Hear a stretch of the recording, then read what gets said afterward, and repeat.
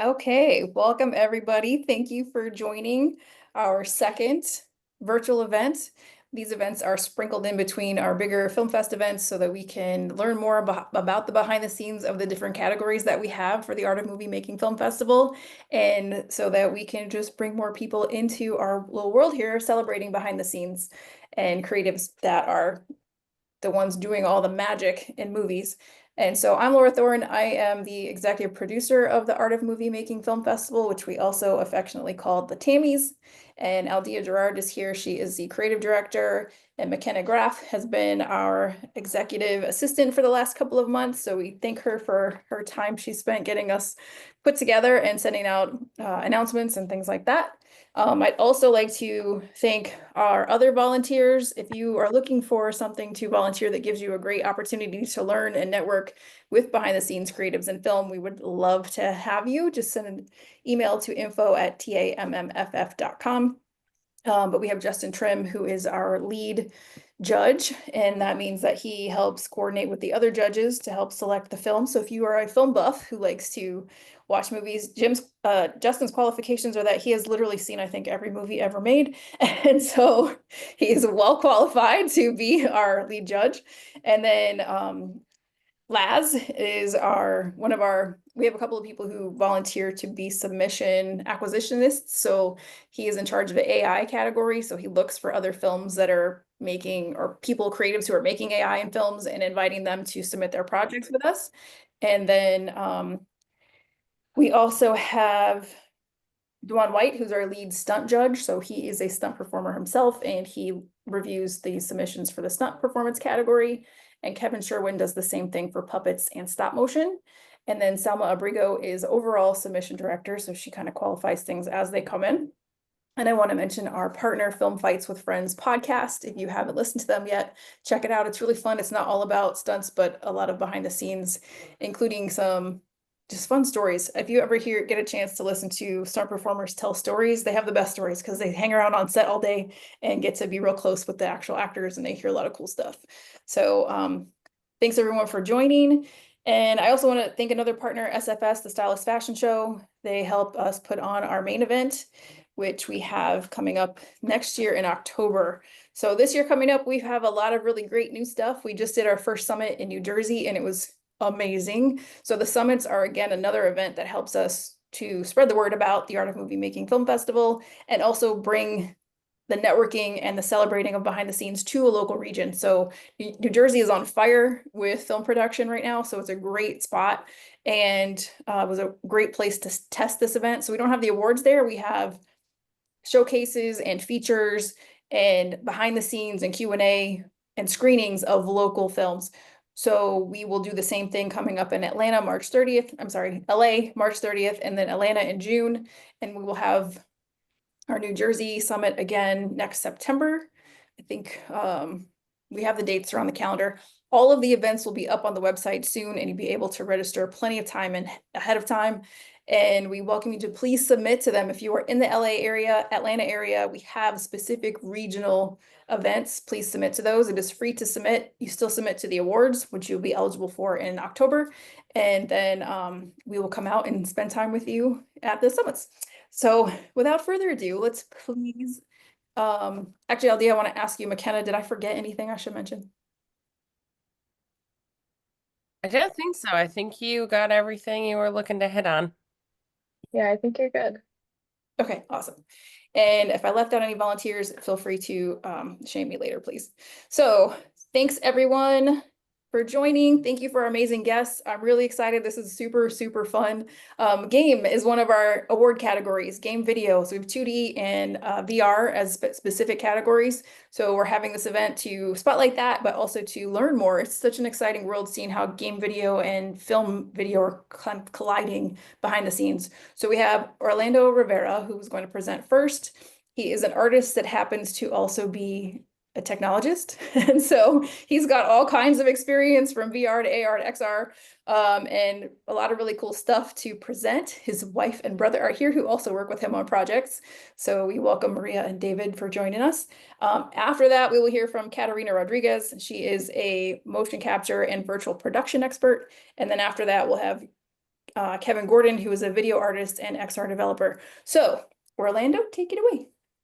Hi guys, and I want to call out Kobe, who's one of the animators worked on past projects, a great animator, and Dan, who's an overall voice actor, producer, and all kinds of stuff. And it's good to see you guys here. So I'm gonna start off. Oh, I guess I gotta do the screen share. So let me see if I can do this without messing up too much. And here we go. Share. And we're in a forest right now. Hi. So essentially, I've been involved with film work and technology, from streaming technology, all kinds of things to pay the bills, and they've been fun. But my passion has always been making films. That's what I want to do, and that's what I've been doing. I back in 2000, 2003, I started on a project called Frankenstein, and I had gone out to try to do the Hollywood scenario. One of the biggest problems about animation films, it's one of the hardest ones to pull off as an indie filmmaker. So you can do live actions, you can get away with a couple months and actually shoot something, but doing an animation film usually takes multiple years and millions of dollars. So pretty much the indie animators sort of stuck with just doing a few minutes. And one of the things I wanted to do is make some software that would allow to expedite this, make this much faster. So that's kind of my mission, and I'll talk about how I'm trying to do that.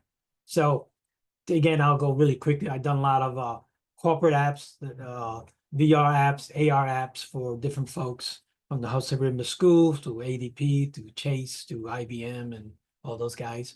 And got a few various games, from multiplayer games on the Oculus Go early days, apps in the both the Apple and the Google and the Meta Store. And some of my partners that you mentioned are here, so to help us with that. And so the whole premise is how we speed this up. And the way we're looking at this is making use of game engines, because you can't solve everything. You still have to do all the work, the pre-production and the post. But one of the biggest problems is the rendering time, and be able to actually and cutting down on the editing as possible. So game engines, they do a great job today. We see with cutscenes all around. So we started playing with the idea how we could use that to sort of be able to live production. This is just an early test that we did, trying to see if we can use some early software to actually do a production. So there's 3 people here, myself, the actors, Maria, and my camera person, David. And the idea is that, well, hi, I'm Maria Rivera. I'm part of the virtual reality development team at SmartXR. Welcome to our XR Conference Center demo. So the idea is basically we could use that to be able to do promos, or little mini commercials and things like that. We sort of kept experimenting with this, where it was trying to, again, please head to your escape ship immediately. Repeat, this is an evacuation emergency. Please head to your escape ship immediately. So, and then we worked on some more realistic pieces for the Alzheimer's Foundation of America, where we sort of did a VR for patients, so you could see how a dementia patient sees the world. And we worked, this is an early test we did with one of the characters. What time is it? I think I may be running late. And you're right, I was running late that day. So one of the things that we also look at is again, how elaborate can you do this? Obviously, cutscenes work fine. And some early experiments we did, trying to see how we could do a fuller short, and these are still shorts. So something like this.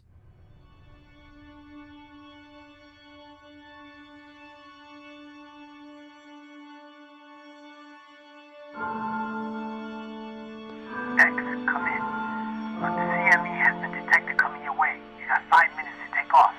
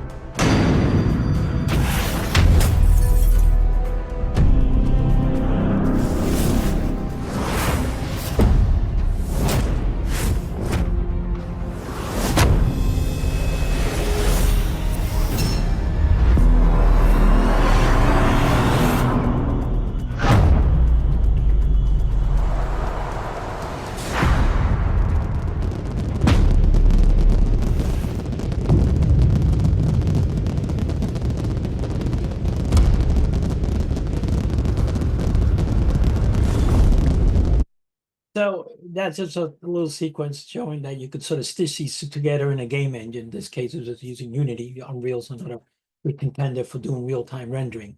You can always do the traditional models of Maya and Blender, but again, that whole process takes so much time that you need a huge team or a real budget to be able to pull that off. So how far can we take this? So the next step is creating an actual application that you can start stitching stuff together. So this particular piece I'm going to show you sort of takes that a little further, and it's just using off-the-shelf characters and sets. And the idea is, can we sequence these in such a way that a non-technical player can actually be able to pull this together and create a longer form animation. This is still a short, but just wanted to give you a quick idea of how that would look like.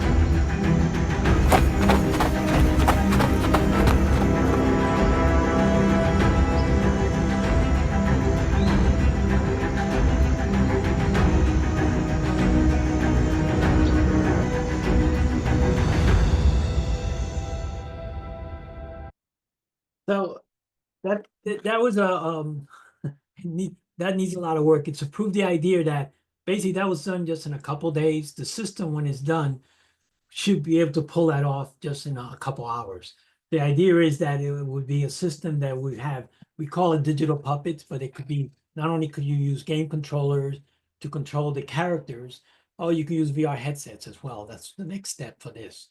And then a digital switcher would be really the one that controls the camera. So you can actually switch between cameras.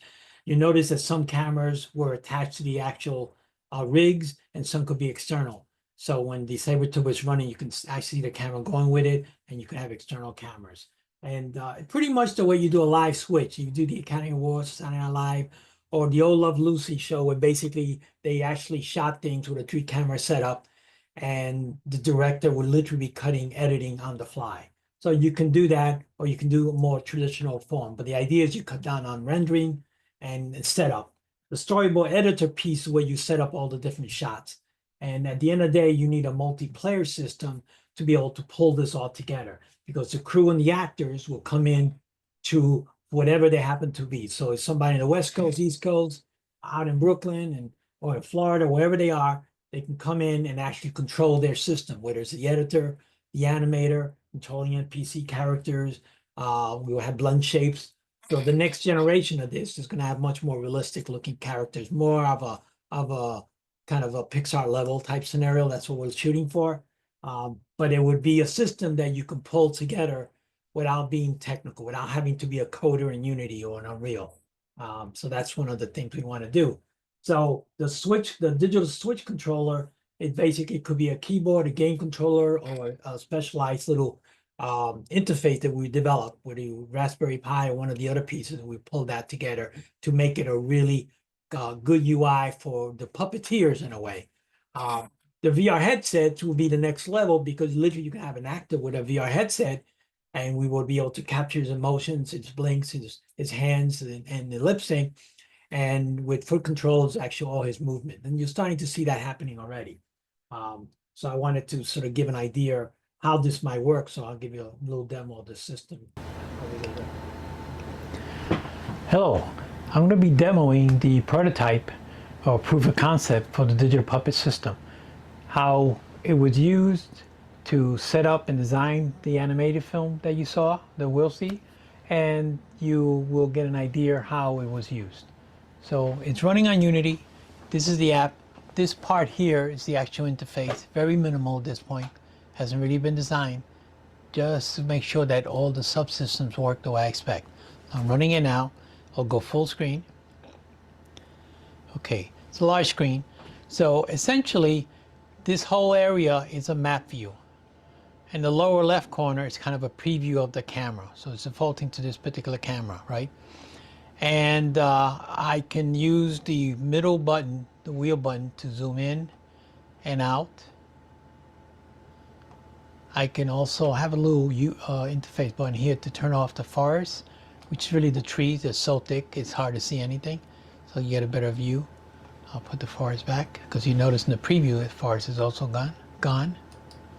Okay, so so apart from that, if I hold down the middle scroll button, I can also scroll around. I can look around the areas and set up new shots. I'll show that in a minute, but first I want to show you some of the keys that are being used.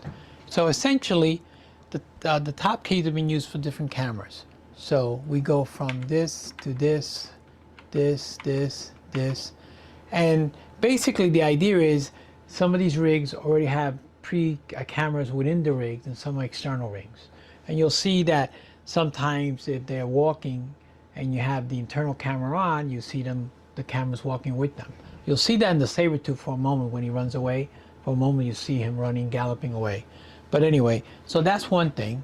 Let's see if I can get back to, then the other thing is, if I hit F1, it gets me back to my preview map mode. And essentially, if I want to now test the sequencing, which is different than the key cameras. Cameras just switching cameras, then you can do it at any time. But the sequencing would be something that you would use to put together camera switching, animation, and other effects and other properties that will be built into the system. So in this case, I have a few sequences.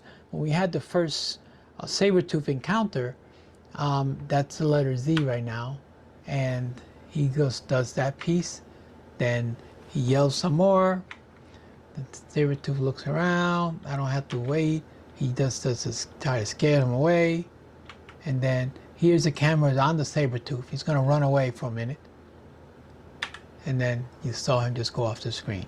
So that sort of gets us back to where we started. Now, if I wanted to, I'm going to just turn off the forest because it's hard to see some of these areas that I want to go to. And the SaberTube is still running. Okay, so we're gonna move over to maybe down in the ocean area. And if there's on the upper right, there's two buttons here. All of this interface will be redesigned, but essentially I try to keep it out of the way for now. One is camera.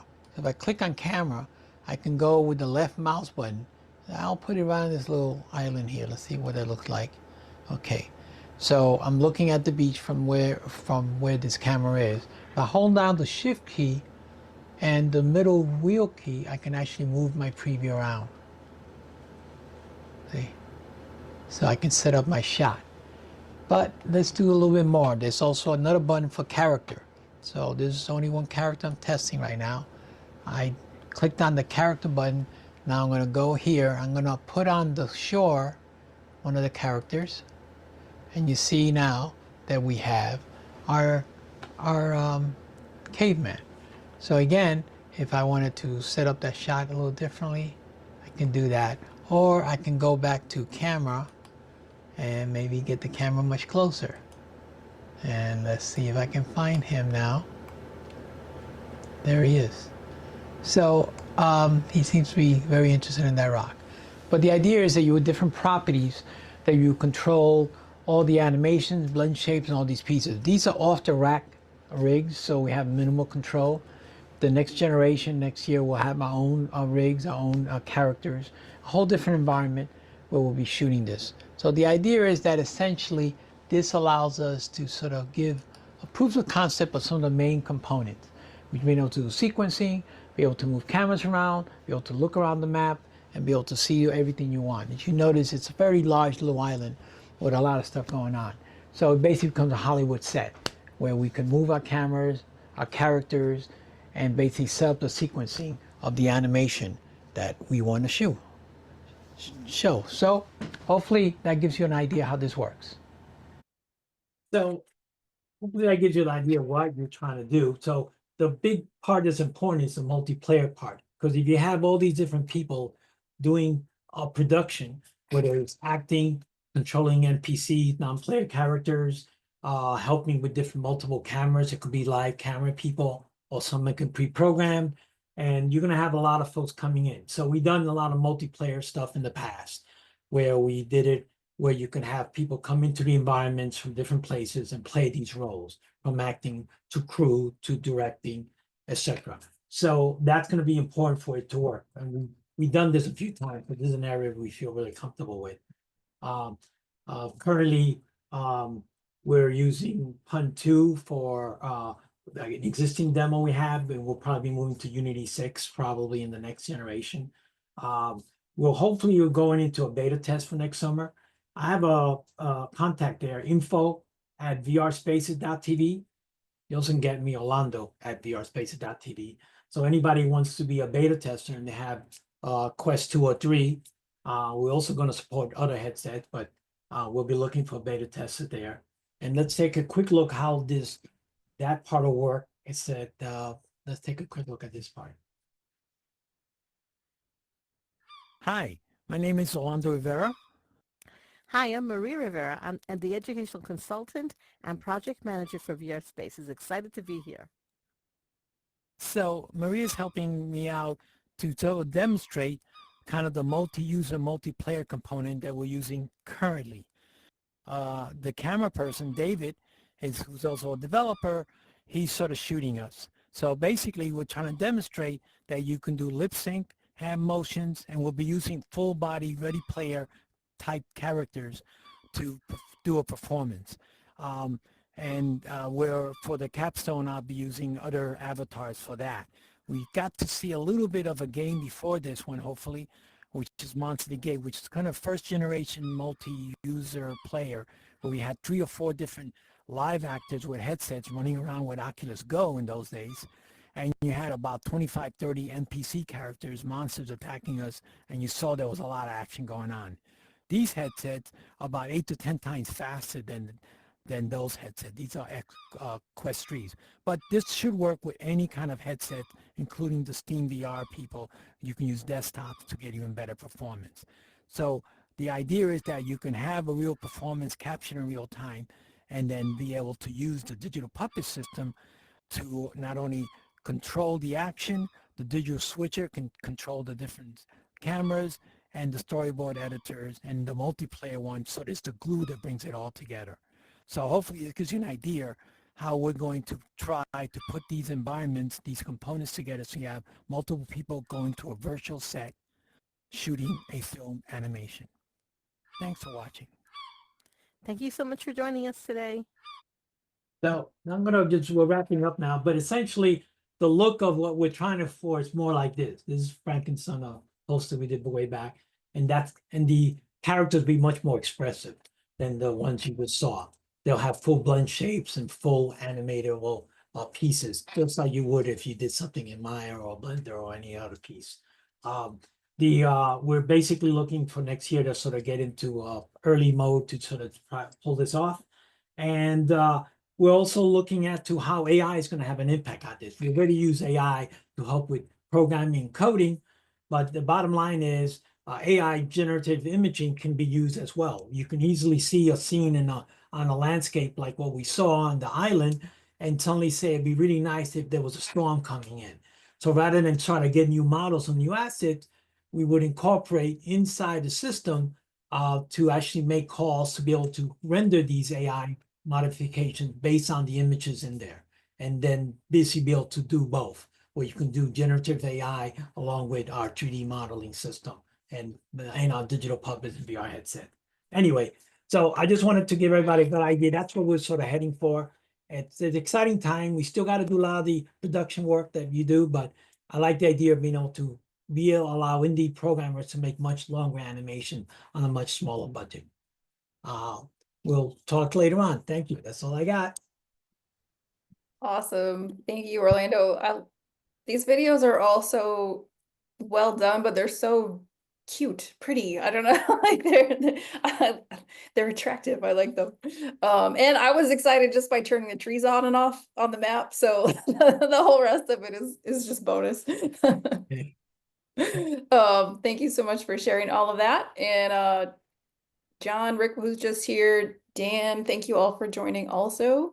And I want to say before I hand it over to Catarina to please, if you're watching on the recording, to subscribe before you take off and hit the like button, and be sure to get those notifications from us so you can find out about the next virtual event or recordings from our other events. That the next one will be Puppets. The date is not announced yet, but it will be coming soon. And with that, Catarina, you are up. Woo! Hello, everyone. Let me go ahead and share my screen and let me know if you guys can see that. All right. Looks great. Woo, woo. All right. Very cool. Ooh, I'm already skipping ahead of myself. So as a quick recap on me and my background, so my name is Catarina Rodrigues, but you may call me Kat. I have been working in motion capture and virtual production for about almost 8 years now, and I have been applying different types of motion capture techniques in several different corners of the entertainment industry, from game development, VFX, in-camera VFX, virtual production, etc. And those can take on so many different forms.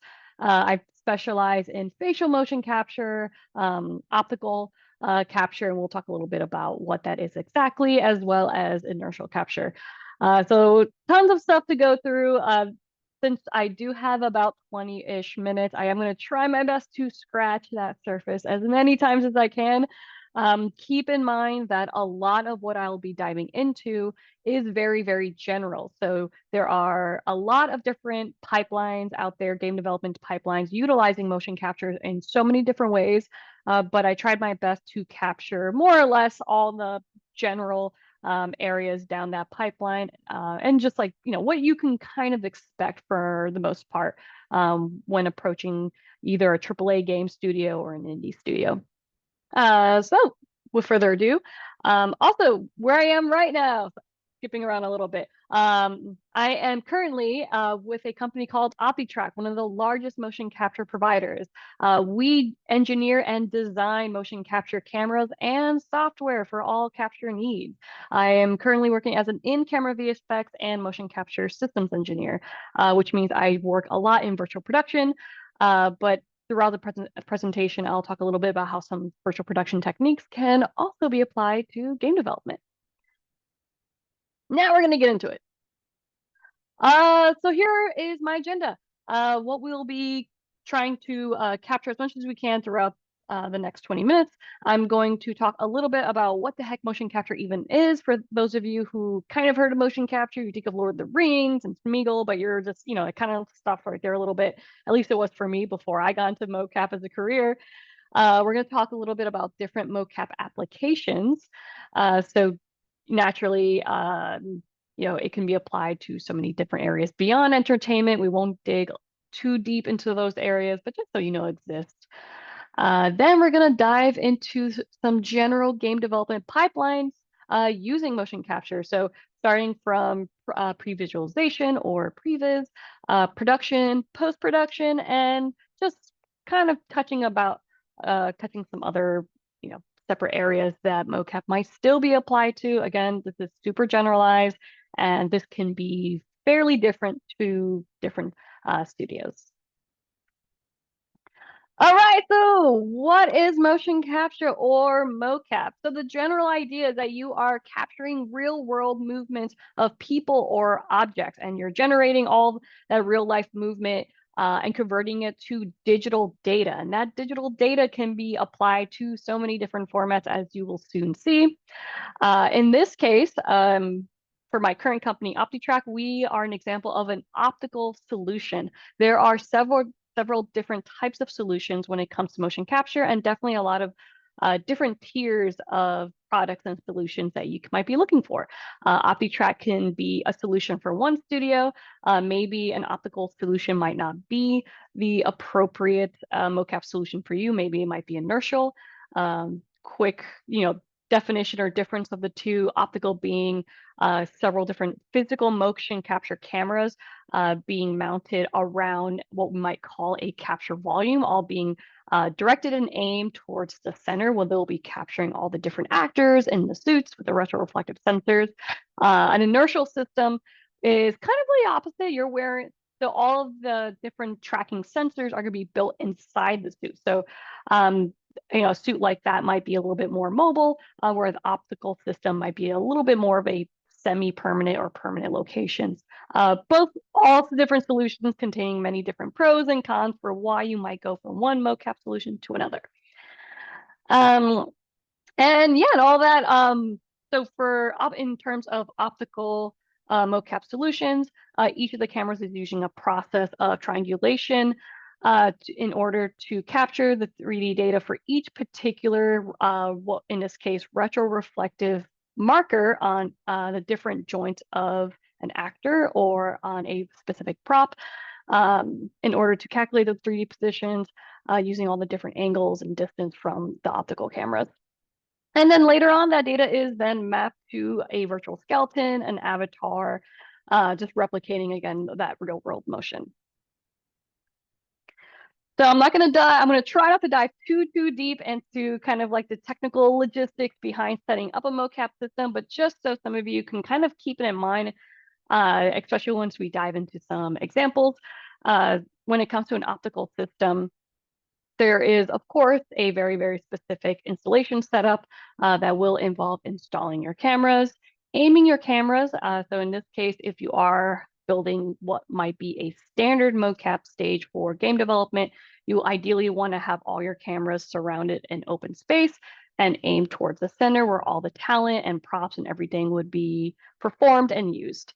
Then you're going to want to focus each of your cameras according to where they are in distance to the subject matter that you'll be capturing. And you'll want to set that exposure. So here is a fun overview video of going through each of those different steps. This video has been done by our Senior Director of Software, Anthony Lazaro, who's super awesome, very cool, and definitely a rock star over at OptiTrack. So what he's doing now is just connecting those network cables into each of the cameras that he just mounted onto tripods. They could be put on tripods or a truss. Again, depending on what you're looking for. If you're doing like a mobile shoot, you can use tripods. If you want have like a more of a permanent setup, maybe it's like a built-in mocap system within the game company, you'll probably want more of like a truss built into the wall or built it or nailed down to the cement floor. So that's just, again, very general overview of what that looks like when you're first installing a system. Definitely won't dive too deep into this, but this is just a quick diagram just showing how all of the different signals are routed together. Typically, if you are doing something that involves some real-time rendering, like with Unreal Engine, Motion Builder, maybe you want to utilize Unity into your pipeline, you're going to want to have a separate system from the OptiTrack system or any other mocap system you might be using. So you definitely want to have a dedicated system. It's definitely generating a lot of processing power. So mocap definitely deserves its own specific station in that case.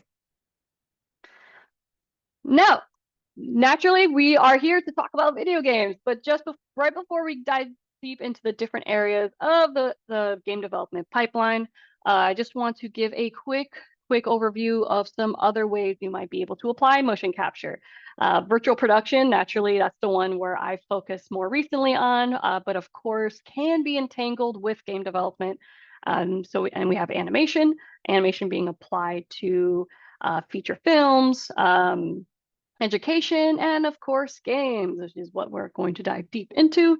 Then there's motion science, robotics, and virtual reality.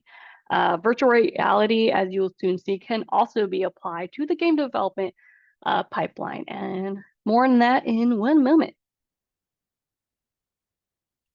So here is a quick example of capturing a couple of basketball players so this was kind of be like an example of like maybe a capture for like a basketball game, or it can be for general animation or for a cinematic.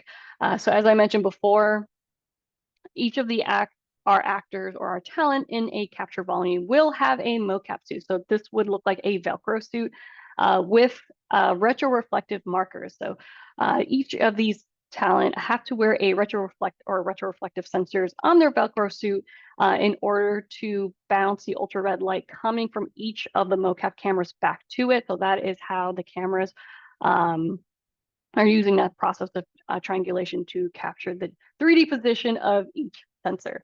As you can see, each sensor is placed on a very specific joint of the talent because some, naturally our joints are just a little bit less moving. So, really trying to get some of the more pointy ends of your arms, legs, etc. So those sensors stay robust through the capture process.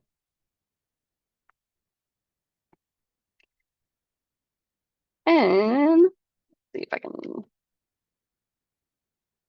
And just throwing another quick example out there. So this is a really cool example. By the way, we captured this at GDC, the Game Design Conference. So for those of you who are watching either right now or later in the recording, we are typically at the Game Design Conference every year. We usually have a super awesome booth where we show off a lot of cool recent technology. So if you are planning on going to GDC in 2025, look out for OptiTrack.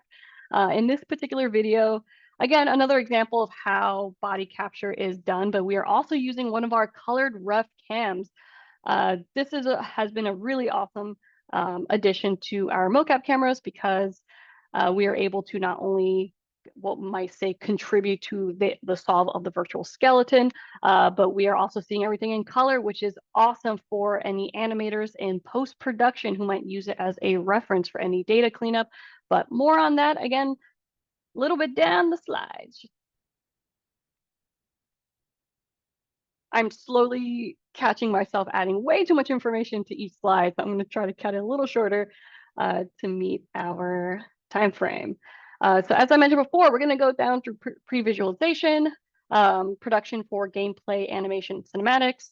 We're going to dive into post-production and talk a little bit about data cleanup. We're targeting cleaning up that animation and what that kind of looks like. And then we're going to talk about some of the other areas that it may or may not apply to within game development. So pre-visualization in this slide, especially with Orlando coming before me and talk a little bit about VR, I thought this would be a kind of fun way to tie in how VCams or even certain VR headsets can also be applied during that sort of pre-visualization or that previs step. VCams are especially awesome during this set. So as many people might, trying to pull up, sorry, lost my screen for a second. So during the previous state, this is where the artists and designers will especially want to use some available 3D assets and other creation or other content to really block out the scene and try to organize the scene as early as possible before going into the production step. A VCAM is especially awesome for directors, even remote directors who might want to quickly block out and explore some of those scenes in real time using as an example, or an optical system or an OptiTrack system. You might want to record the data of your VCAM. So a VCAM, as you can see on the right, will contain a display monitor as well as those retroreflective sensors.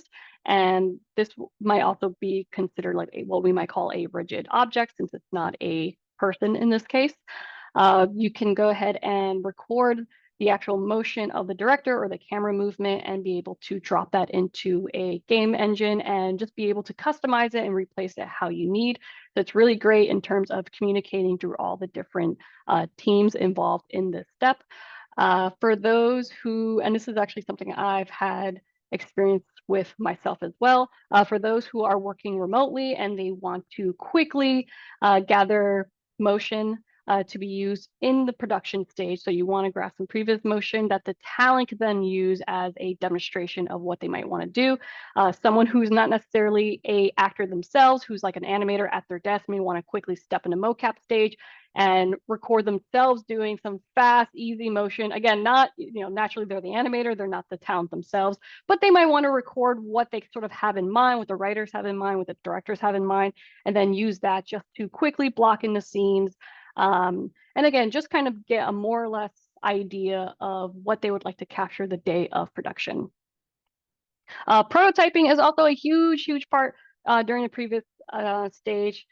Also something important to keep in mind, this is a very non-linear process. So while certain data might be captured for previs, you might still also be in production trying to capture your final data or your final capture for other scenes of the game, but maybe the writers had just finished, scripting out a specific scene in the game you haven't even got to, and you need to record data for that, for the previs for that section of the game. So all of these pieces down the pipeline could all be happening at the same time.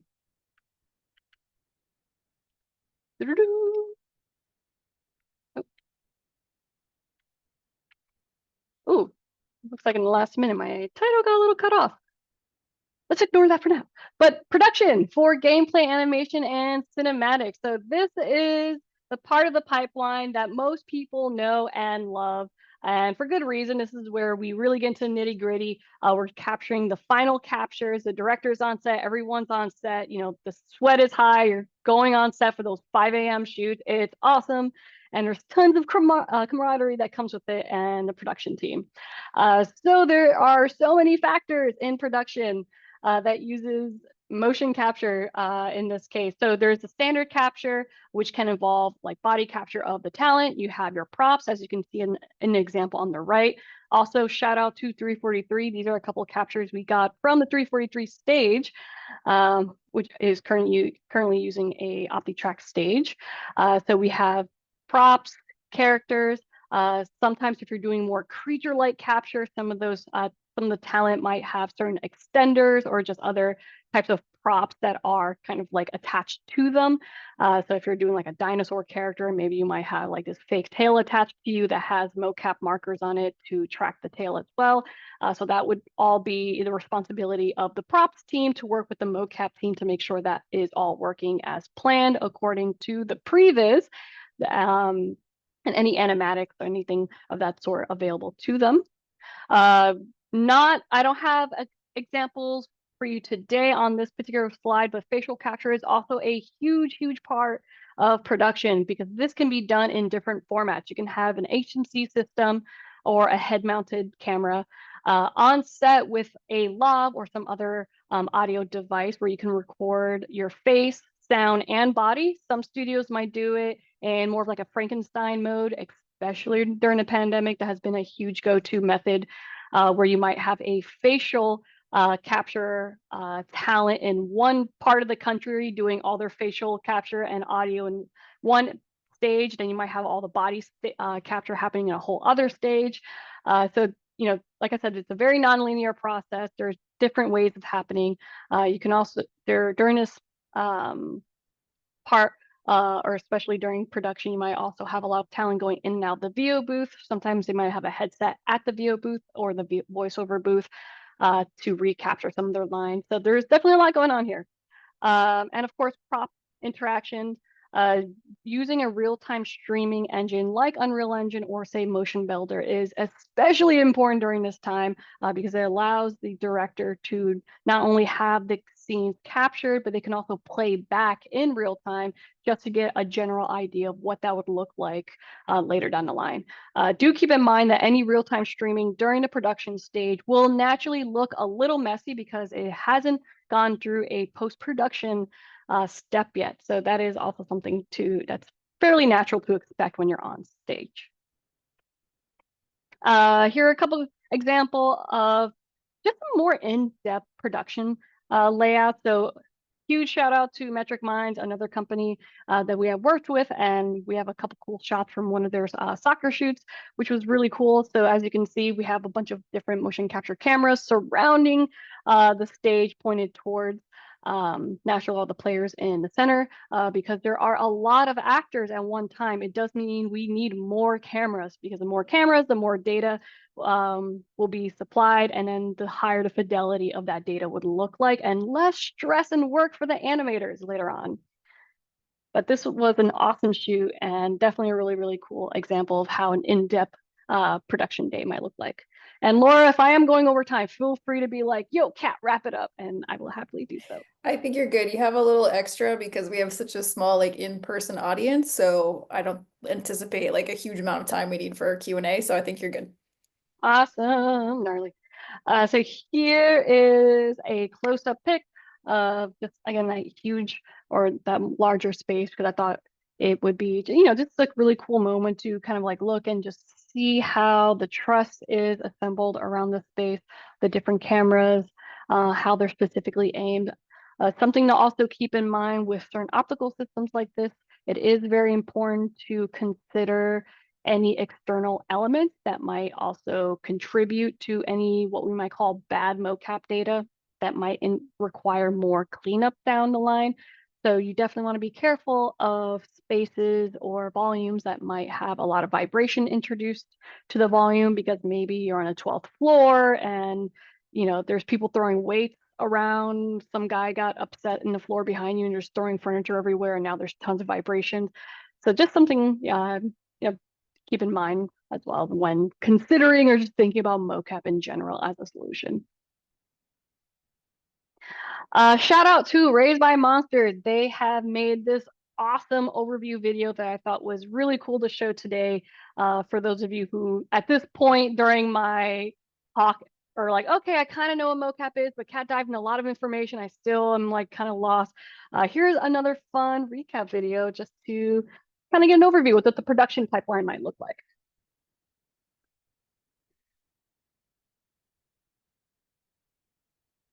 So this is the calibration process, which they have captured there that I thought was, actually, I'm going to go ahead and pause it right there because it is something I haven't really dived into much. So as I mentioned before, there is a sort of triangulation process that does happen between the cameras in order to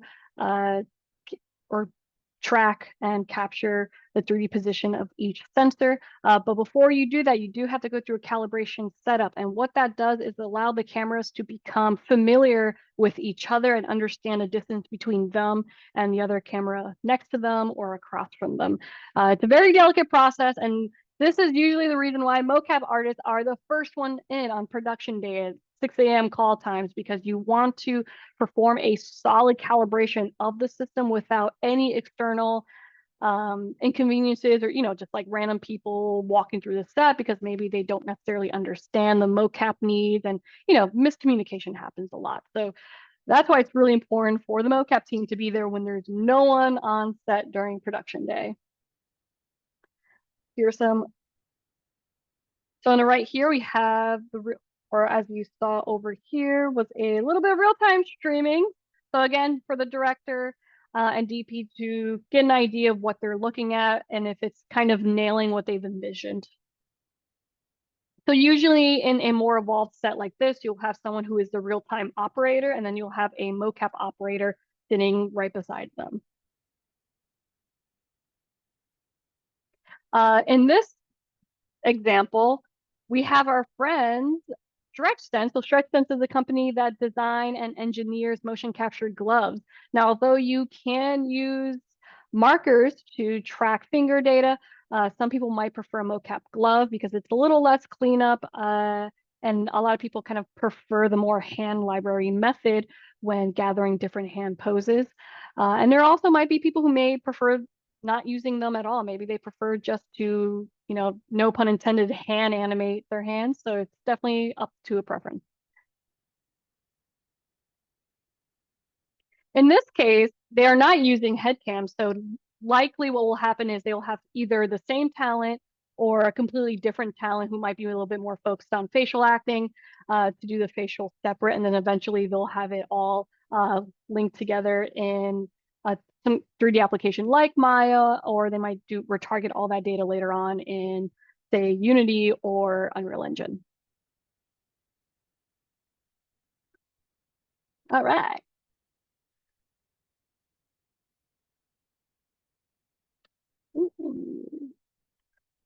Let's see if I can bring that back up again. Ooh.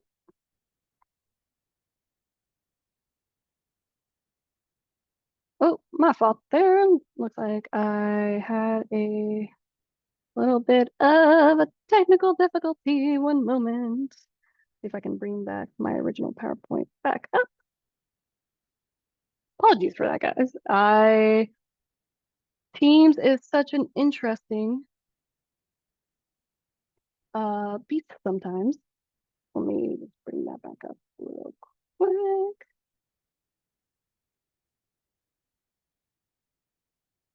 All right, there we are.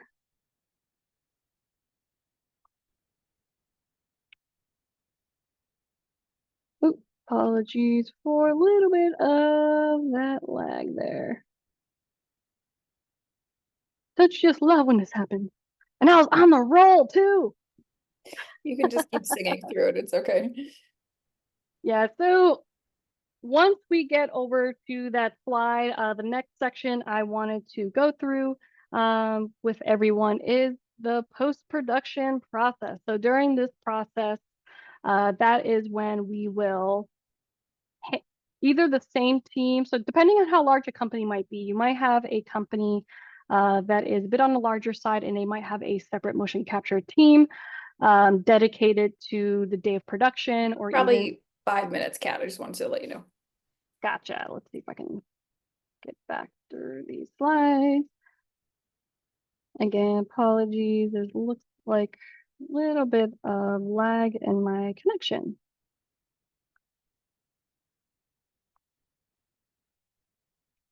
Almost there, almost there.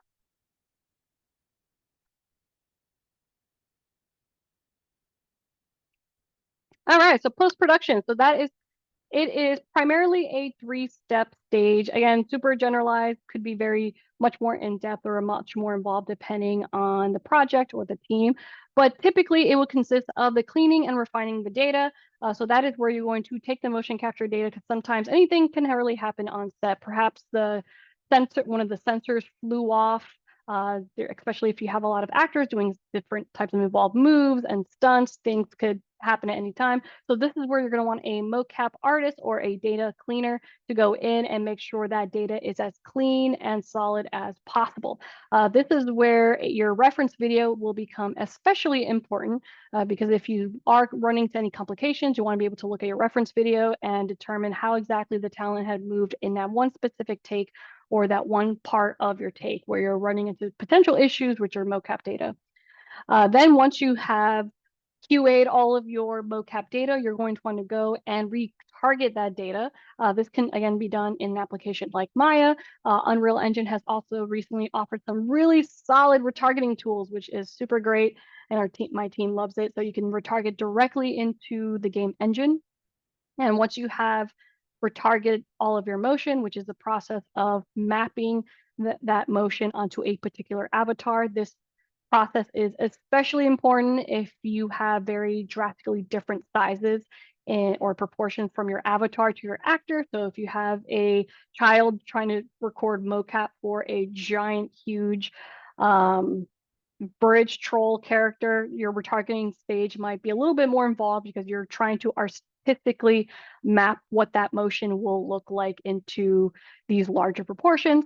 And then there's the polishing and enhancement. So that's when an animator is going to go in and hand animate any, sometimes the mocap data might not be a perfect one-to-one into the retargeting stage. You might still have hands going into hips or going into different limbs. Very, very natural process. This is also the polishing enhancement stage is also a really great example of how mocap does not do the job of an animator. You still need professional animators to go in, apply this, any kind of stylized animation, any exaggerated, motions, depending on how that character performs, whether if it's a stylized character or a more realistic type of character. So you definitely have will require more of an artistic touch during this portion. You don't have to watch through too much of this, but this is just, again, an example of more like cleaner data of what that would look like using a reference camera on the right to just kind of look through that data and make sure it is very accurate. This is also a sneak peek into some of our trained marker set systems in Motive for some of the more complex motions like fabric or anything kind of more involved like that. Cool. And then to wrap it up, other purposes, research and development, prototyping, maybe building your own motion capture library within the company. So sometimes you might be looking for a specific motion, don't have time to send an actor or someone to the stage. And that's when you want to build a mocap library with very basic motions like grabbing, walk cycles, and anything like that. If you are a company that has their own built-in AI model, you can also use several different types of mocap data to train that model and create different motion that might be very relevant for a specific talent if you have some kind of training model that's for a specific type of character. Interactive experiences, installations, world's your oyster when it comes to using or applying mocap into just different immersive media, interactive media. And yeah, it's fun. I love it. And the road, like I said, the road is endless. Cool. Thank you so much, y'all. Like I said, I tried my best to scratch as many of the surface as I can. Apologies again for a little PowerPoint technical difficulty earlier before, but if you are interested in connecting, feel free to find OptiTrack on Facebook, Instagram. You can also find me on LinkedIn, Catarina M. Rodrigues, and feel free to send me an email if you ever want to talk shop or if you have any questions. Awesome. Thank you, Kat. That was great. That just looks like such a fun field to be in. And exciting, and I'm sure nonstop learning at this point, especially with AI and everything else coming along. So I'm sure there's lots more to learn. So appreciate you guys, dumping as much in 20 minutes as you can, but that's what we have time for. And it gives people a little sneak peek. If they want to learn more, they can follow you, talk to you at a conference, things like that. And we do only have about 20 minutes left, which is what Kevin has for his presentation. So I will let the speakers decide if they can stay afterwards for questions, if there are questions from the audience. And then again, if you're watching this recording, please like and subscribe before you take off. And I wanted to also remind you that if you're watching and you're in the game field, this is all about spreading the word about our submissions category and our awards for game video for VR and 2D animation. So please consider submitting to our film fest. We would love to see what you've been working on. And with that, we'll hand it over to Kevin. All right, thank you so much. Just quick check. You guys can hear me well? Perfect. All right, so I'm going to share my screen and jump right into the presentation. Share screen. You're going to share the entire screen. And let's go. All right, can you guys see my screen well? I assume you guys can. Yep, looks great. Yeah, we hear you. Perfect. Thank you. Awesome. All right, so hello. I'm going to give you a quick presentation in 20 minutes based around mixed reality gaming and film, just because I've had the pleasure of working in many of those different blended fields over the past course of my career. And I really wanted to give you guys like a behind the scenes look into how mixed reality content is used to create immersive media. So without further ado, let's jump into it. Here's my agenda. First, I'm going to start off with just my quick personal journey, highlight a couple of projects, talk about the mixed reality pipeline. Finally, I'm just going to quickly wrap it up with just a last bit of notes.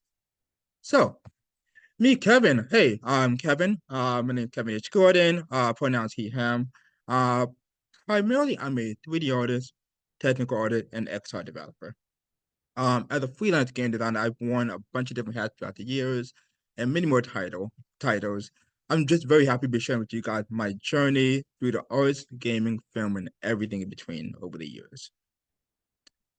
Before I start, I just want to just talk about some common language just to make sure that everyone's on the same page.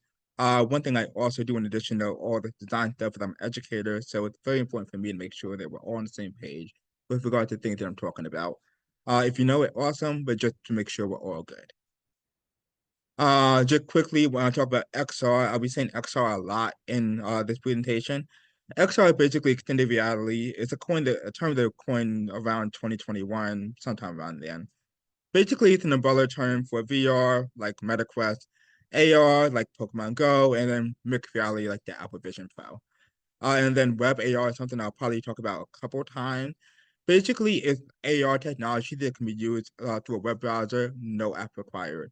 It's become increasingly popular over the past couple of years, especially with 8th Wall, and it continues to dominate a lot of advertising spaces.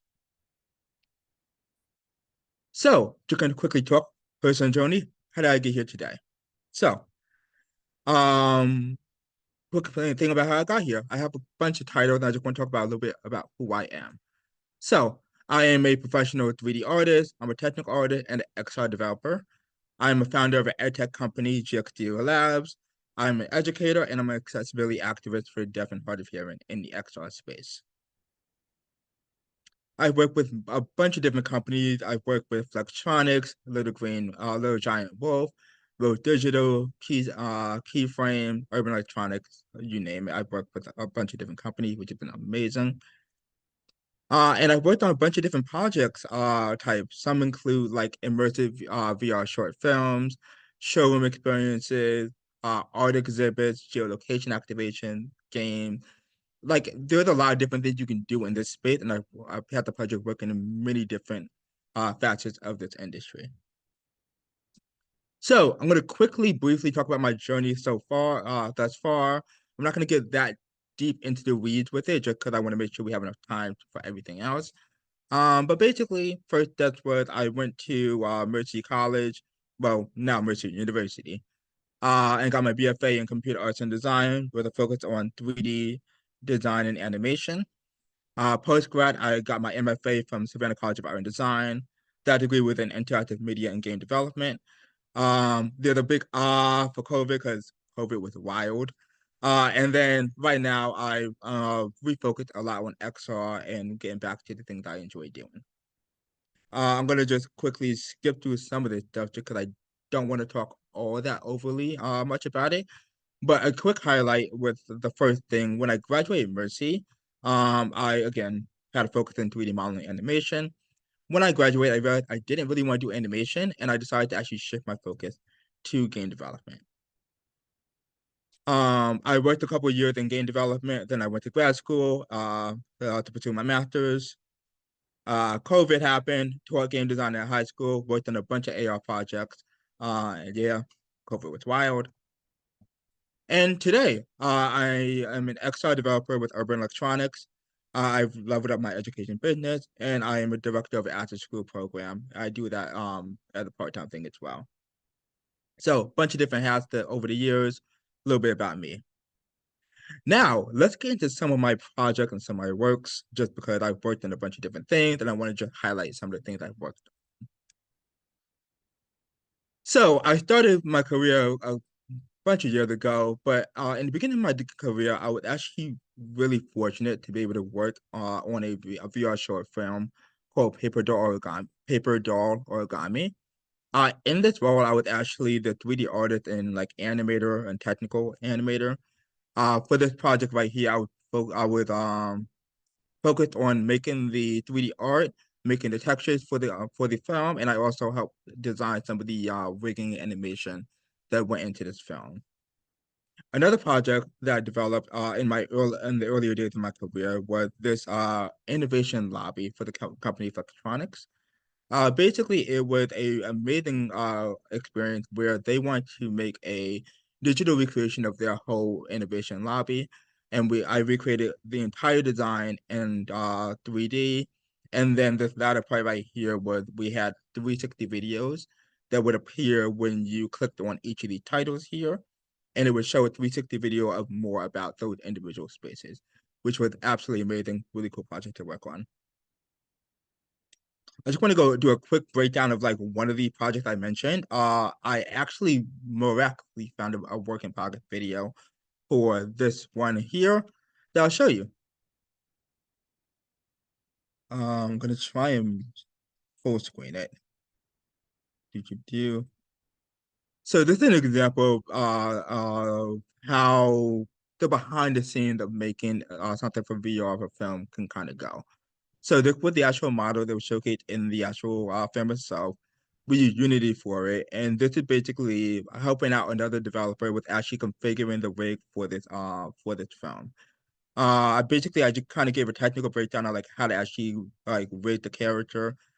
Here you can actually see some of the joints for this character that we designed. Because this is an atypical model, it's not like a typical humanoid. There was a bunch of different things we had to do when it came to targeting. You can see here, I'm going through the joints of the rig I designed. He just assigned different joints here to the humanoid model so that we could retarget the animation appropriately. I believe for this one, we used motion capture to kind of get like character movement going. And then this was just retargeting that character movement to create the final piece. I think, yeah, this is just an example of how we actually got the retargeting done. And then after I sent it to my developer, they were actually able to make the full animation happen, which is amazing. So for this project and other projects like that, I primarily used a couple of different softwares. I used Autodesk Maya for 3D modeling, rigging, and UV mapping, which is basically like taking the model, like flattening it out and putting the textures on it. Substance Painter for like a lot of the actual textures, and I also was able to do some test renders in Substance Painter. Substance had a really great like real-time rendering platform, similar to like Unreal or Unity, but it's all baked within it, and so I kind of use that oftentimes when I'm trying to make a quick render to show a client what it could potentially look like in the end. And then Unity 3D was used when developing all the VR experiences, especially back in around 2017. Unity was the primary driver for VR experiences and still kind of is, in my opinion. COVID happened after a while. And during COVID, I was actually able to work on this really cool project for Rose Digital as a freelance 3D artist. So with Rose Digital, I got to develop a ad campaign for the company Patron, and it was like kind of a first of its kind user-generated AR experience. In that role, again, 3D artist, my main role was to model the Patron bottle, and then create the textures and make it fit so that it can actually work in a web AR space. There was a couple of different like technical limitations with web AR, and myself and the lead developers had to actually collaborate very closely to make sure that we can actually make all these things work in the target platform. So for this one, I have a quick sample of just what it kind of looks like in the end, at the end. Let me click here. So right here, you can see if you scan the actual bottle, the label itself, the Patron bottle will come out of the label and come into the real world, which is really cool. But the cool thing with this project is if you see this little picture right here, we designed this model so that user could actually take their own images and put it onto the bottle itself.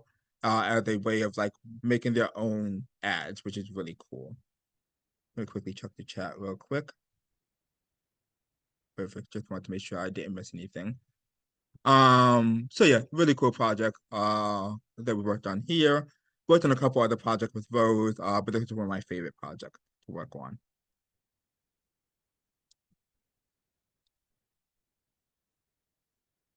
When I work with Rose Digital, again, I was primarily the 3D artist and technical artist. And for that, I basically did a lot of 3D modeling, UV mapping, textures, and then my target platform was actually Eighth Wall, because it was WebAR. Eighth Wall is made by Niantic. They have an amazing WebAR platform, and it's used in a lot of actual projects in the real world and by a lot of like high value clients. People such as Patron, let's go with Nike. A lot of companies use Eighth Wall to make their AR content. Oh, quick fun fact about Eighth Wall: if you actually join as a developer, they have a wide variety of monthly competitions developing things in AR that are actually highlighted on their website, so you can take a look there as well. Quick plug for Eighth Wall. The last project I want to highlight and that role I want to highlight is working with Urban Electronics. So I recently started with Urban Electronics about a year ago. And one of the projects I actually really enjoyed was a project we did this year, which was called Decleated.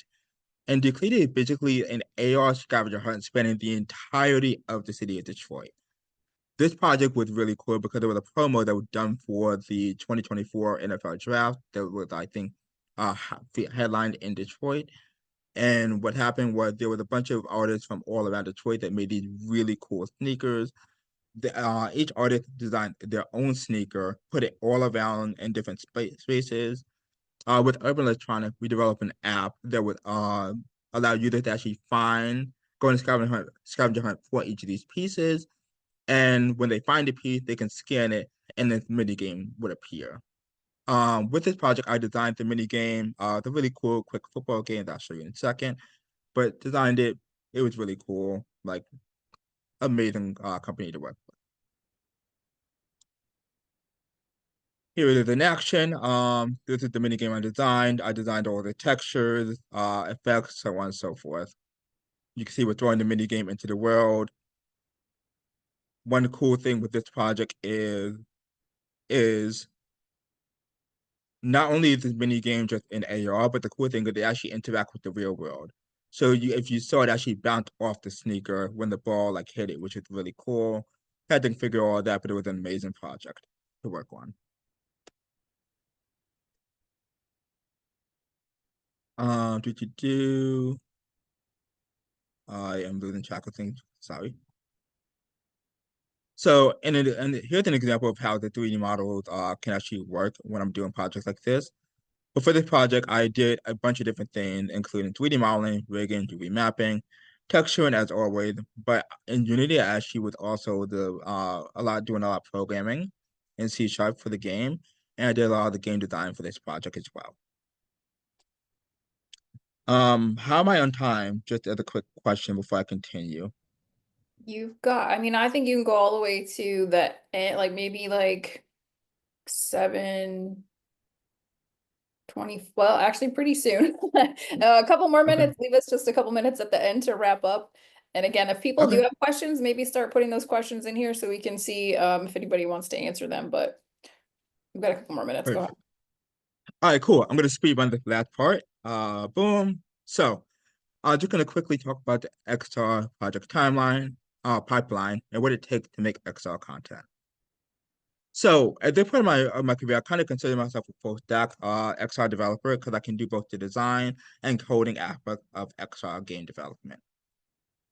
XR game development basically breaks it into 3 different categories. You do pre-production, production, post-production. I'm going to generally talk about these phases and what I do in those phases, and give a little bit of advice. But there's so much more than what I'm going to actually say that's involved with these phases. So whenever I get a project, I always start with the pre-production, and this is where you should always start. Just understand the project requirements. I've worked with many different project clients over the years, and they will come to you with a wide range of ideas for what their project is going to be.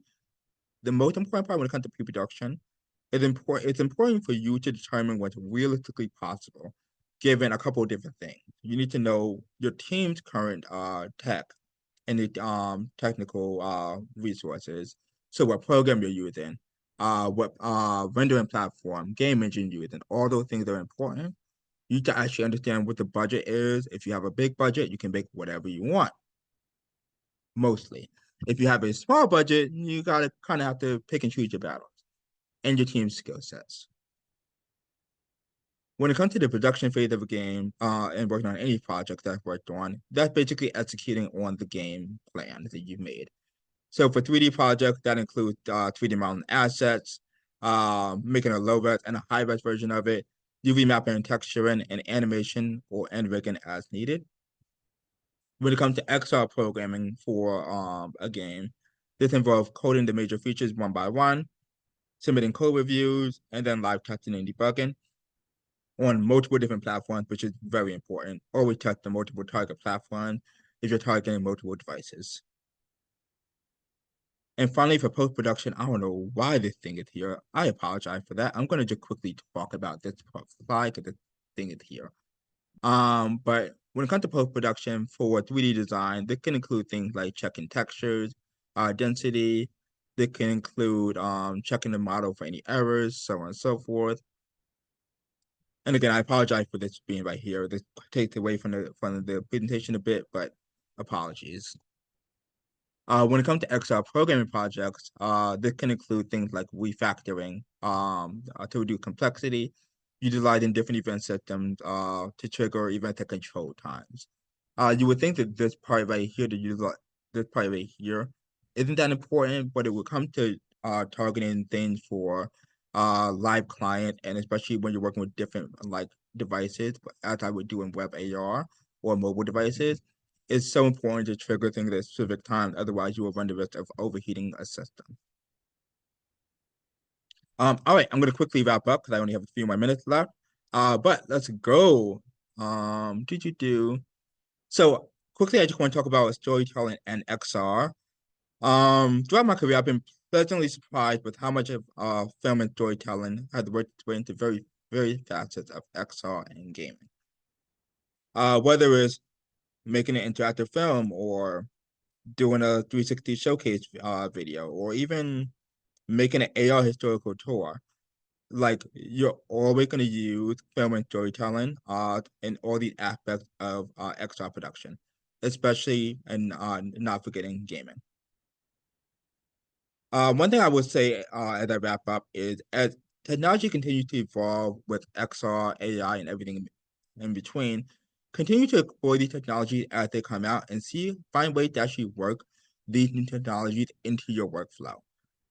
The technology will only serve to make your workflow more efficient and better, so please explore these technologies.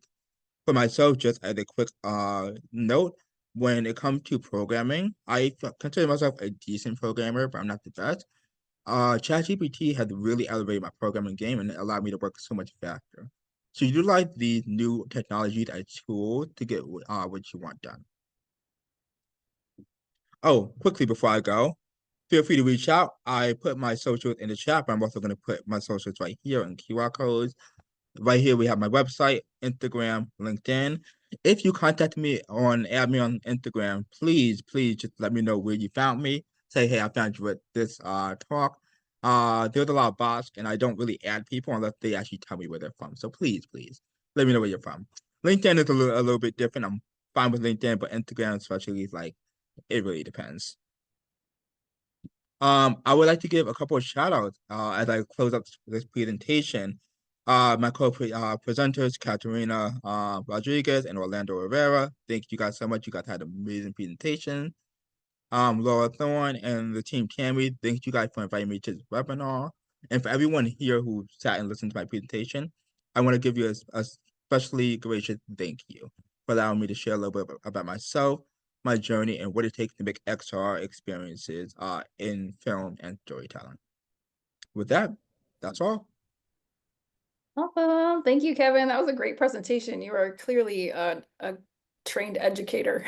And Thank you. I love I the do this very explanations of often. things and the clear process. And I love all the presentations, and you all kind of touched on a wide range of topics. So again, we're wrapping up. It is supposed to go till 7:30, but we were also supposed to have time for Q&A, kind of our fault in the beginning for starting a little bit late. So also thank you all for stuffing so much into so little time. But I think that we got some good questions. There's at least one question in the chat. So again, it's up to you guys. If you need to go, that's totally fine.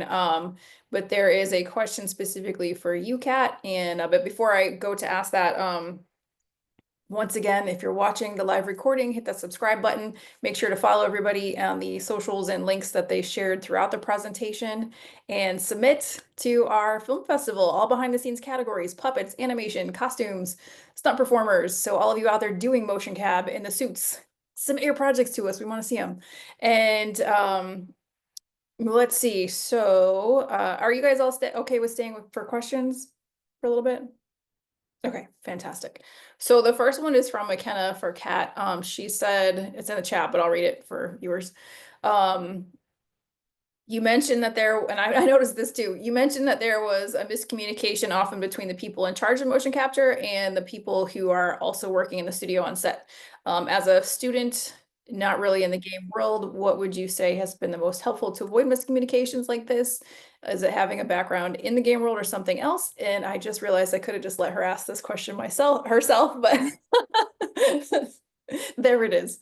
That is an excellent question. And that level of miscommunication can definitely happen, whether if it's on, say, a virtual production set where you're dealing with sort of like more of a film like set where you have like an LED wall and you're doing something more in-camera VFX, or it can really happen in game development.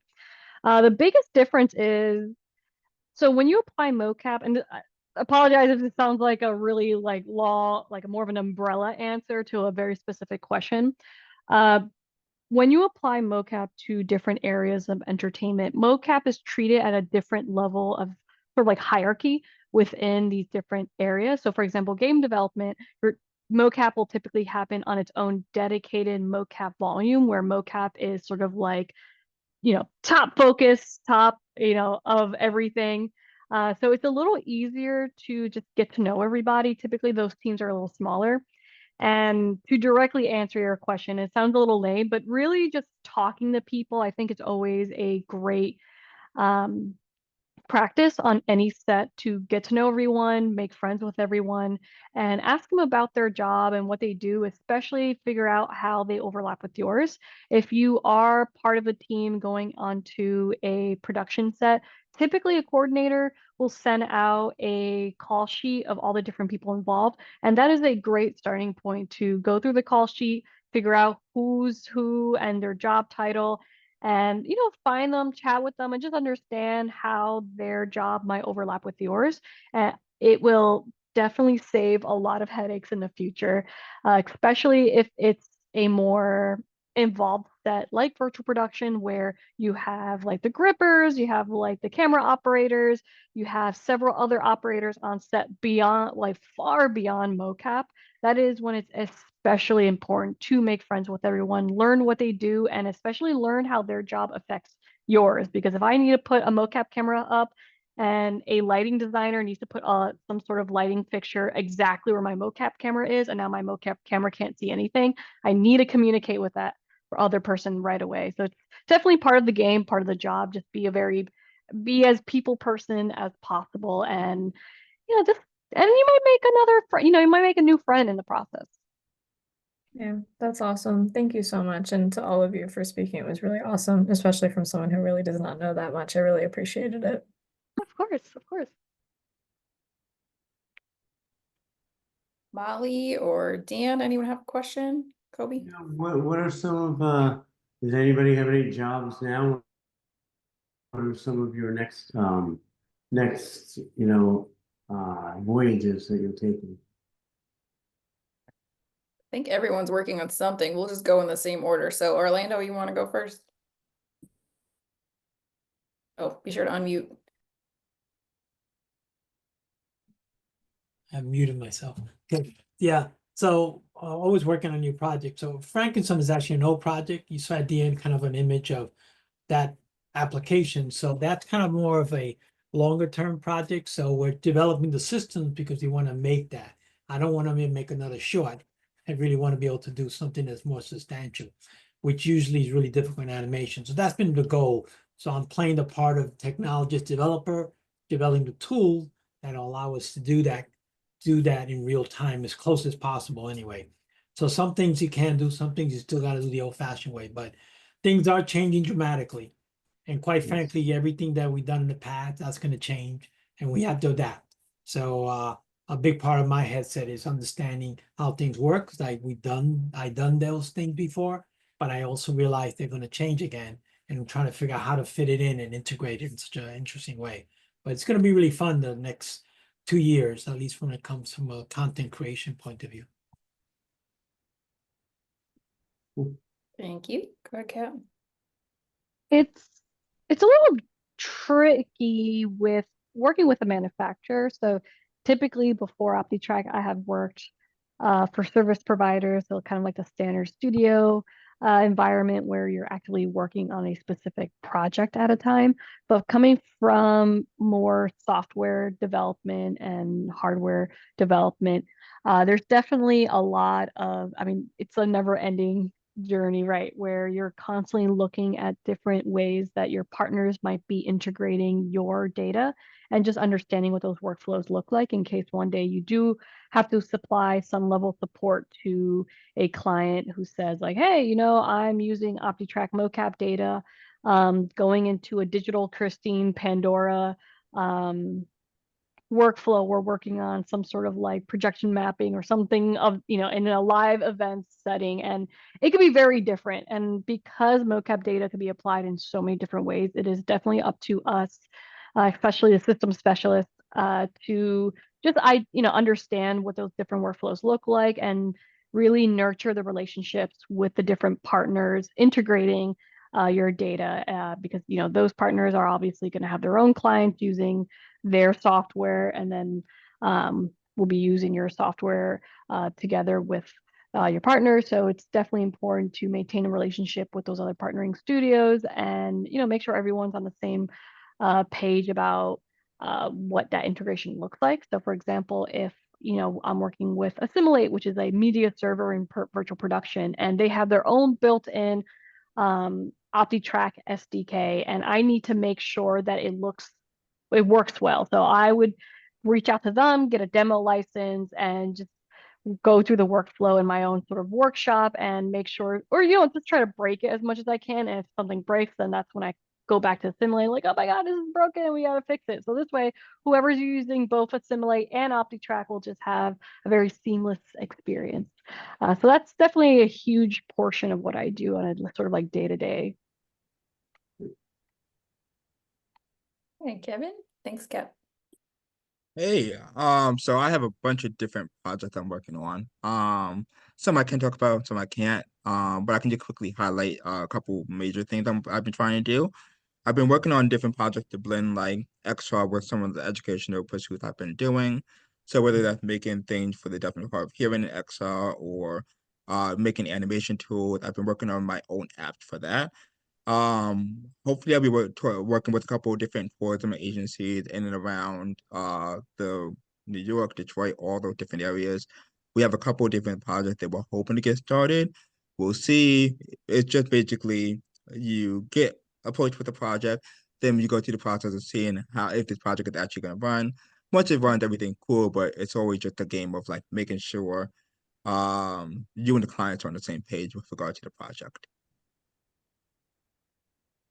Thank you. Did I answer your question, Dan? Yes, yeah, thank you very much. I was just wanted to see what was going on out there. I'm doing a lot of stuff right now with holographic, one of the top holographic companies in the world. They're doing all the big concerts and stuff like that. And you know, you guys for what you're doing, make sure that you keep that in mind as well, because a lot of things are definitely going that way. I can't get you now. I'll call you right after I'm on a seminar. I think. Sorry. So that was on quiet. site. But yeah, a lot of good things. I'll have to definitely connect with all of you. So Yeah, that's very cool. And we have the Film Fest has a miscellaneous category. So, you could put holographics in there. And, if we start to get enough submissions, we make it its own category. I'm doing features and TV shows and cartoons, a whole bunch. Yeah, that's awesome. Well, thank you for being here tonight. Oh, thanks for that. Okay, any other quick questions for anyone? Otherwise we will let them go because they were only here till 7:30. Or anything else any of the presenters would like to say before you go? It's great seeing all you guys. I really appreciate the time. And we try to squeeze in a lot of information. And I think each one of us probably could talk for an hour. Yep. Luckily that didn't happen. But thanks so much for joining in. It's been great. Yeah, awesome. Thank you guys so much and enjoy the rest of your evening. And I'll hopefully see you guys again soon. Thanks Yep. for the invite. Thanks Awesome. for running Thank this. you. Bye, Thanks, everyone. Thank you Bye. so much. Bye. Later. Bye, everyone. Bye. Thanks, Orlando. Thank you. Good seeing you, Dan.